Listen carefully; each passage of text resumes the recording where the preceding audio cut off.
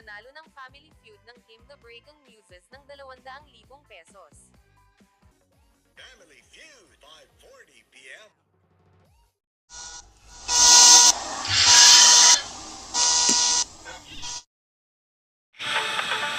Welcome to my episode that is called Nagmamano pa. That's okay.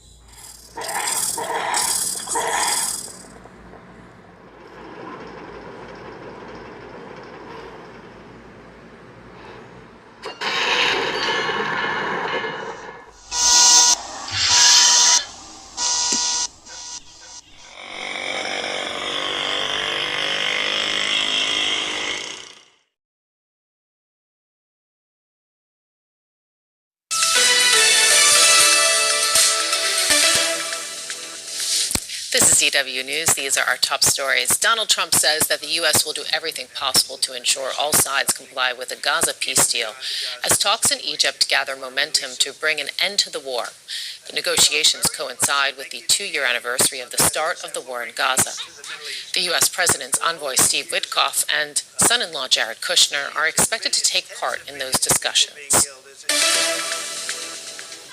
Pro-Palestinian and anti-war protests have been taking place in cities around the world. Berlin's Brandenburg Gate was lit up in Israel's national colors, urging the return of the last hostages who were taken 2 years ago on October 7th. Ecuadorian President Daniel Noboa has been attacked by a crowd of people throwing rocks at his convoy as he approached an event. His car also showed signs of bullet impacts, according to a minister. The president was not hurt in the incident. 5 people have been detained over the attack. This is DW News from Berlin. More on the website, dw.com.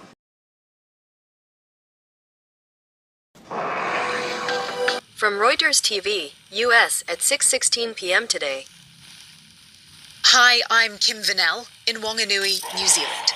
It's Wednesday, October 8th. Today, former FBI Director James Comey heads to court. New polling shows Americans agree on the threshold for sending National Guard troops into American cities, but don't agree on much else. Gold hits a record high as investors seek safety from uncertainty. And Tesla unveils its latest, cheaper cars as Elon Musk eyes his next big paycheck. This is Reuters World News, bringing you everything you need to know from the front lines in 10 minutes, 7 days a week.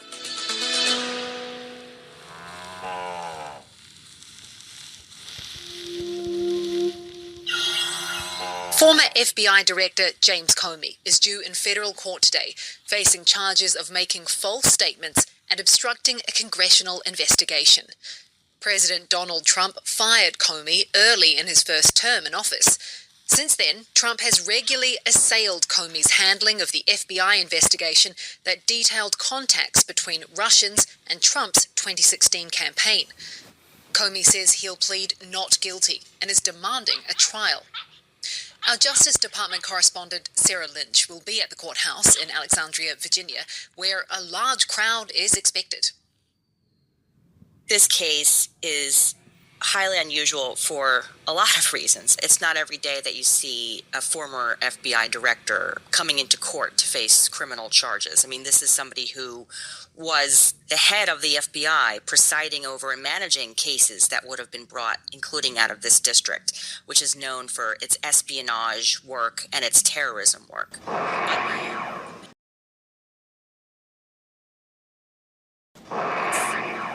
To be able to charge it. They had urged the office to not proceed with an indictment. The indictment is also very sparse, doesn't have a lot of detail. And so all of that speaks to potential evidence that maybe this case is being brought for political purposes and not because it's a righteous case. An FBI agent who refused to stage a public arrest of James Comey over the weekend has now been relieved of duty. Sarah says the so-called perp walk, where Comey would have been filmed being taken into custody, is rare in white-collar cases. Now, typically, they issue a summons because there's a good faith that that person will appear, and they normally do. The idea behind a perp walk is sort of to create a media spectacle And perp walking James Comey, I think, plays into that. Meanwhile, over in Portland, Department of Homeland Security Secretary Kristi Noem arrives for a visit to jeering and music from protesters, who say President Trump's efforts to deploy National Guard troops there is tantamount to declaring the city a war zone. President Trump says an insurrection is taking place in Portland and has previously threatened to invoke the Insurrection Act. All of this as a new Reuters Ipsos poll shows a majority of Americans are uncertain about sending the military into US cities. Our politics editor, Scott Malone, says when it comes to the threshold for sending troops in, though, respondents were broadly in agreement. We have about 6 in 10 Americans think that the president should really only send armed troops into situations where they face external threats. And it's important to note that there's not a partisan split on this.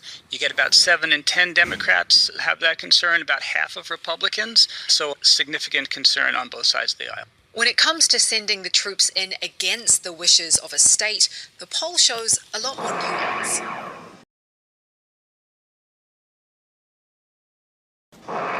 Trump's Republicans, people were very uncomfortable with this idea.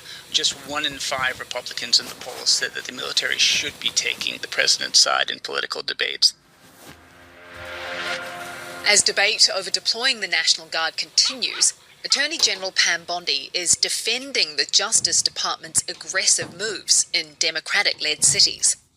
Testifying before the Senate Judiciary Committee, Bondi engaged in a fiery exchange with the Democratic senator from Illinois, whose state is currently suing the Trump administration to block National Guard troops from Chicago. I wish you loved Chicago as much as you hate President Trump. And currently, the National Guard are on the way to Chicago. If you're not going to protect your citizens, President Trump will.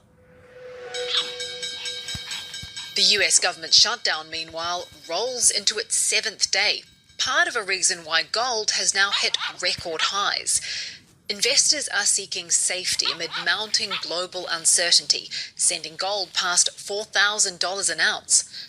And with the shutdown delaying key economic data, traders are flying blind, betting the Fed will move sooner. The rally's also being driven by expectations of a weaker dollar and geopolitical tensions from Ukraine and the Middle East to political unrest in France and Japan. Tesla has unveiled cheaper versions of its Model Y SUV and Model 3 sedan, a move aimed at attracting more buyers as overseas competition heats up and a $7,500 US tax credit disappears. It's also part of Elon Musk's push to hit sales targets and unlock a massive compensation deal. To get the lowdown, I spoke to consumer reporter Chris Kirkham. Hey Chris, thanks for joining us. Of course. Glad to be here. So what do these new models offer? Rear seats don't have a touch screen. What does all of this mean for Elon Musk's pay package? Right, so the pay package, there's a goal in the pay package of basically getting to 20 million vehicles within 10 years. Now, Tesla's already at about 8 million vehicles sold. And then he would also need to achieve a market cap goal, so he would need to increase the value of the stock, sort of the stock market value of the company to $2 trillion. They're about $1.4 trillion now. If he were to achieve the 20 million vehicles goal, and if he were to achieve the first market cap goal, that would get him about $8 billion in compensation, which is still the lowest sort of tier in this package, and that's far more than sort of the lifetime pay of other highly paid executives too. Ecuador's president has survived an attack on his motorcade. Video captured the moment President Daniel Noboa's car was attacked by some 500 people in Canar. A top aide says signs of bullet damage were found on his vehicle. Noboa was not hurt, and 5 people have been detained over the incident.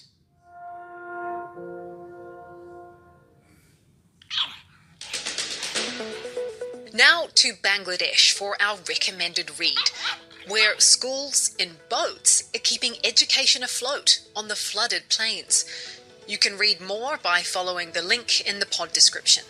For more on any of the stories from today, check out Reuters.com or the Reuters app. Don't forget to follow us on your favourite podcast player. If you're listening on a smart speaker, just ask for the latest news from Reuters 7 days a week. We'll be back tomorrow with our daily headline show.